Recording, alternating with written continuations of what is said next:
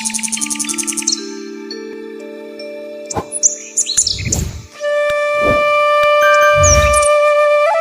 সময় ফুল ধরাও পেয়ে থাকেন। এর পেছনের রহস্য আপনারা জানতে চান কিন্তু জানতে পারেন না। কি পরিচর্যা করে, কি পরিচর্যা করলে গাছটা ভালো হয়, তবেই আপনাদের কাছে কিন্তু তুলে ধরতে পারে এই গাছ। আর এই গাছ নষ্ট হয়ে যাওয়া সেগুলো থেকেও যতখানি পারে রেজিস্ট করে তবে আপনাদের হাতে গাছগুলো তুলে দিতে পারে। দেখুন থরে থরে গাছ সাজানো রয়েছে। প্রতিটি গাছ যেমন একটি দেখালাম আমি, প্রতিটি গাছ কিন্তু ঠিক সেই রকম অবস্থাতেই রয়েছে। ফুলের সময় শেষ হচ্ছে, ফুল দেখতে পাচ্ছেন না, কিন্তু যেদিকে তাকাবেন দেখুন ছোট থেকে ছোট বা বড় অবস্থাতেও যে গাছ দেখবেন সেই গাছটিও দেখুন একদম জোবালো কন্ডিশন। এই গাছটিও আপনাদের জন্য হয়। ইভেন রুট কিন্তু আউটসাইডে অলরেডি চলে আসে। আর তার কারণগুলো বুঝতে পারছেন?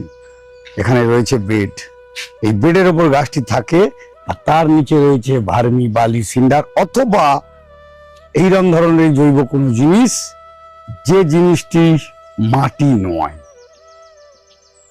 ইনার্ট কোনো মিডিয়া, সেই মিডিয়ার উপরে গাছটিকে কিন্তু পটিং এ হয়তো মাটি দেওয়া রয়েছে, তার উপরে জাস্ট বসিয়ে রেখে দেওয়া হয় প্রপারলি ময়েশ্চারটাকে যাতে তাকে দেওয়া যায়, তার রুট যেন নষ্ট না হয়।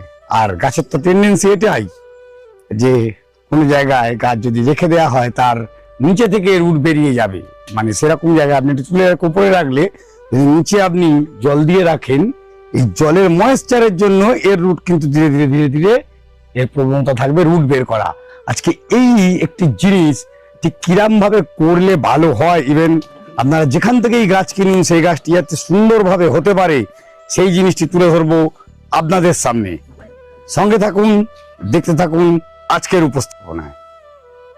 নমস্কার বন্ধুরা, আমি অমিত, আর আপনারা আজ অবিতি ঝড়চারে নতুন কিছু আপনাদের জন্য হতে পারে, কিন্তু এটি কিন্তু অ্যাকচুয়াল নিয়ম।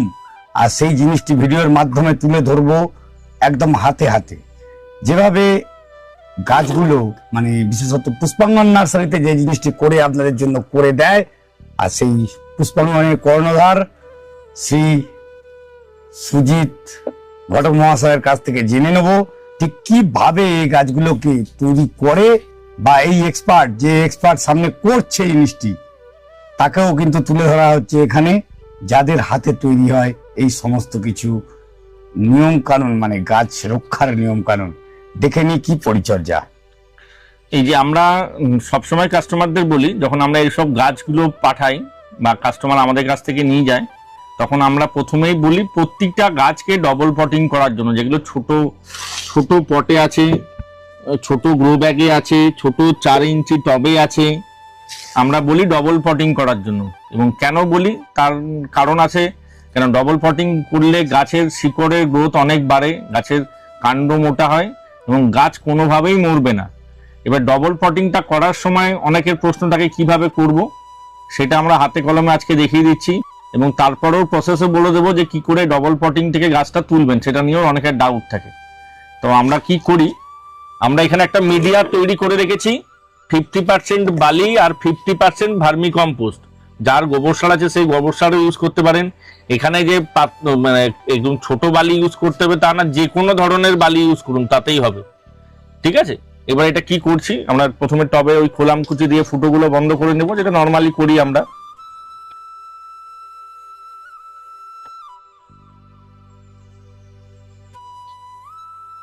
হ্যাঁ, এবার তারপরে মিডিয়া দেব কিছুটা।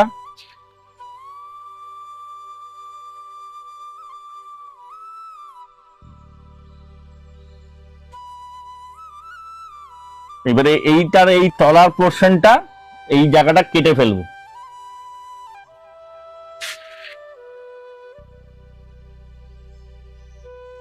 এটা রুটটা রেখে কাটতে হবে না? না, তাতে যদি একটু রুট কেটেও যায় তাতে কোনো ভয় পাওয়ার কিচ্ছু নেই, তাতে মনে ভালো আর তাতে গ্রোথ পাবে। হ্যাঁ, এবারে এটাকে এখানে বসাবো। বসানোর সময় খেয়াল রাখবো আরেকটু উঁচুতে, মানে যেন এই পজিশনে থাকে গাছটা। এটা কত ইঞ্চি টবে এই গাছটাকে এটা বসানো 8 ইঞ্চি টবে, মিনিমাম 8 ইঞ্চি টবে বসাবেন। যত আচ্ছা এই পিপির গাছ 8 ইঞ্চি চলে যাবে, হ্যাঁ, একদম ডবল পটিং হলেই সম্ভব সেটা। হ্যাঁ। আর এটা আমি তো বলি, আমরা বলি 1 বছর রেখে দিন, 1 বছর পর চেঞ্জ করুন, তারপরে দেখুন মজাটা কি রেজাল্ট হয়।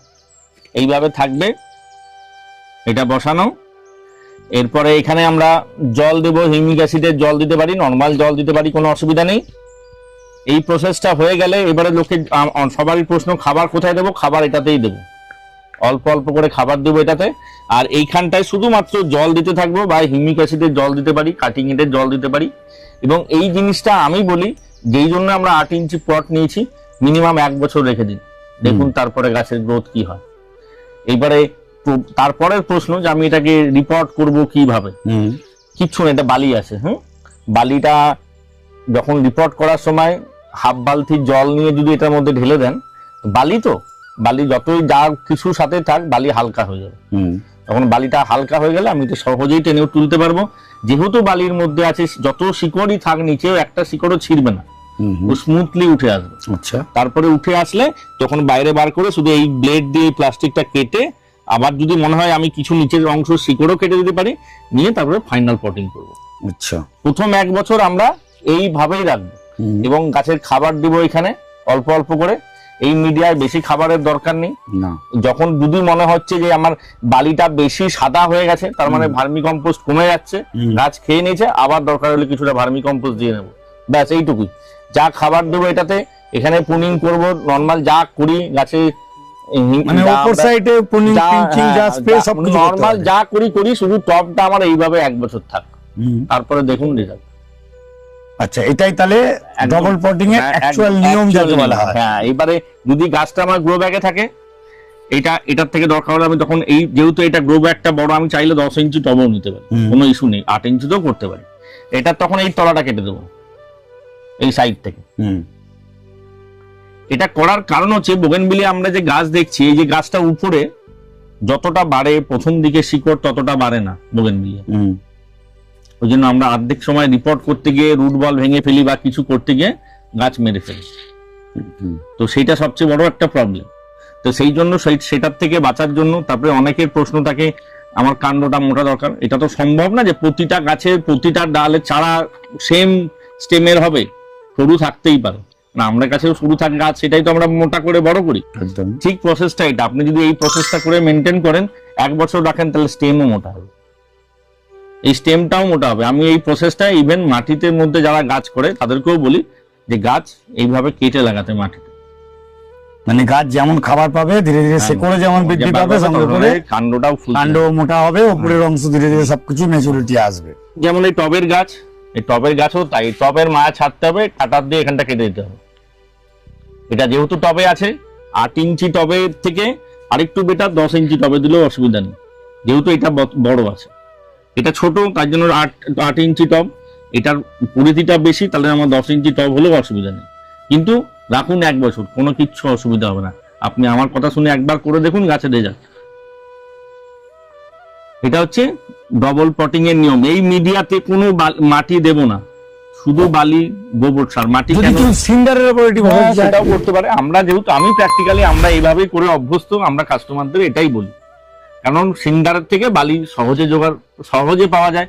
বালি রাস্তার মধ্যে যে ডাস্ট বালি পড়ে আছে সেটা দিয়েও করুক, কোনো ইস্যু নেই যে মোটা বালি লাগবে, সরু বালু লাগবে, বালি ধোয়া লাগবে, কিছু করতে হবে না। নর্মাল বালি দিয়ে, নর্মাল বালিতে একদম গোবর সার হোক, যেটা পাতা পাতা যে কোনো একটা কম্পোস্ট হলেই হবে, যে কোনো কম্পোস্ট লিভ মোল্ড দিয়ে বা পাতা পচা সার হোক, বা যে ধরনের পাবেন আপনারা সেই ধরনের উপরই করবেন। এটি গেল গাছের রিপোর্টিং, ডবল পটিং বলি, যেটাকে বলা হয় কেনার পর কিভাবে গাছ রিপোর্ট উইথ ডবল পটিং যেটাকে বলা হয়, সেটি করলেন। কিন্তু আরো একটা ব্যাপার গাছের ক্ষেত্রে দেখা যায়, গাছ বড় হওয়ার পর অনেক বড় গাছ, অনেক সময় গাছের বাকল নষ্ট হয়, যেটাকে আপনারা বলেন বার্ক বা রুট স্টকের অ্যাকচুয়াল স্টক যে এজেন্টটি, সেটি কিন্তু ধীরে ধীরে নষ্ট হতে শুরু করে, এবং নষ্ট একটা সময় গিয়ে দাঁড়ায় তার ছালের কিছু অবস্থা থাকে না। সেই ধরনের গাছকে আপনারা কিভাবে গাছকে আবার পুনরুজ্জীবন দেবেন সেটিও তুলে ধরবে কিন্তু আজকের এই ভিডিওর মাধ্যমে। এই যে আমাদের রুট স্টকটা, এটা একটুখানি নষ্ট হওয়া শুরু করেছে। এটাতে ব্লাইটক্স দিলেও অনেকদিন থাকবে, কিন্তু রিস্ক নেওয়ার দরকার নেই। আমার যেহেতু এই অংশগুলো ভালো আছে, আমি চাইছি এমন একটা প্রসেস করতে যাতে ভালো অংশ থেকে আবার নতুন রুট ডেভেলপ করে। তাতে কি হবে, আমার গাছটা নষ্ট হবে না। এই ক্ষেত্রে খুব সহজ প্রসেস আছে একটা। জাস্ট এই যে জলের বোতল নেব, যেরকম গাছের সাইজ সেই অনুযায়ী বোতল নেব। বোতলটার এই গলাটা এটা আমরা কেটে নিয়েছি, এটা নিয়ে বোতলটাকে 50-50 এই মাঝখানে ভাগ করে দিয়েছি। এটা ভাগ করে দিয়েছি, এবারে এটাকে এখানে ঢুকিয়ে দেব জাস্ট। এবারে এটাকে একটা মিডিয়া কিচ্ছু না, 50% মাটি আর 50% ভার্মি কম্পোস্ট দিয়ে ভরে দেবো। গায়ের ছাড়ের কোনো কিছু ছিটতে হবে না, এমনি করে এসে যাবে। হ্যাঁ, কিন্তু ধৈর্য ধরতে হবে, রেখে দিতে হবে। যে ওই অল্প অল্প শিকড় বেরিয়ে আছে দেখি খুলে কেমন হলো, দরকার নেই, থাক ওর মতন। ওটা 1 বছর 1.5 বছর থাক, একটা দিন দেখবেন পুরো শেকড়ে ভর্তি হয়ে যাবে। এবং এটাতে মানে আমরা বলছি আমাদের বড় গাছ 75% ড্যামেজ, সেই গাছও 2-2.5 বছর ধরে এখনো বেঁচে আছে। সুইট হার্ট গাছটা ঠিক এই প্রসেসে এখনো লাগানো আছে। এটা দিলাম, এটা দিয়ে আপনারা এটার মধ্যে রুটিং হরমোনের জল দিতে পারেন, দিয়ে এটাকে বেঁধে দেবেন। এই মাঝে মাঝে এটার মধ্যে অল্প অল্প করে জল দেবেন। এবং এটা সাদা দেওয়ার কারণ হচ্ছে এই যে রুটটা ডেভেলপ হবে সেটা দেখে বুঝতে পারবেন যে এর মধ্যে থেকে রুট বেরোচ্ছে।